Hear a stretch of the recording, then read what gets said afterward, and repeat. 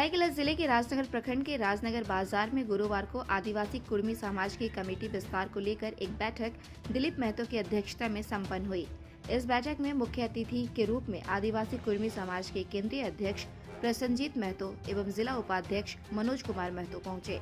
वहीं इस कमेटी में अपनी भाषा, अपनी संस्कृति व परंपरा को लेकर चर्चा की गई, जिसपे आदिवासी कुर्मी समाज के केंद्रीय अध्यक्ष प्रसन्नजीत महतो ने बताया कि आज का यह जन जागरण बैठक कुर्माली भाषा, संस्कृति और परंपरा को लेकर रखी गई थी। उन्होंने बताया कि कुर्मी को अनुसूचित जनजाति में शामिल करने को लेकर आदिवासी कुर्मी समाज संवैधानिक लड़ाई लड़ रहा है और यह मांग हमारी जायज है। कुर्मी समाज को आदिवासी का दर्जा मिलना चाहिए।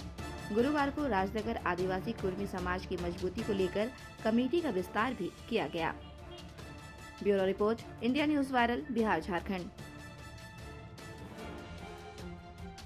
का यहाँ आदिवासी कुर्मी समाज का एक बैठक यहाँ समाज सेवी दिलीप महतो का अध्यक्षता में हम लोगों ने रखा था और इसके माध्यम से आज हम लोगों ने यहाँ जो हमारा राजनगर प्रखंड है उस प्रखंड का हम लोगों ने आदिवासी कुर्मी समाज का प्रखंड समिति का सर्वसम्मति से गठन किया और उसी उद्देश्य से आज हम लोग यहाँ पर ये बैठक की। ये 2 साल से नहीं, इसमें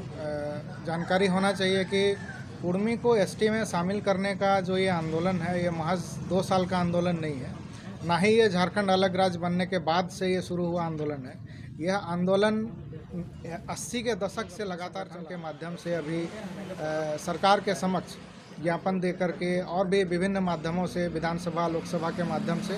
हम लोग इस मांग को सरकार के समक्ष रखने का काम कर रहे हैं, ताकि हमारे साथ पिछले 72 साल पहले जो अन्याय हुआ था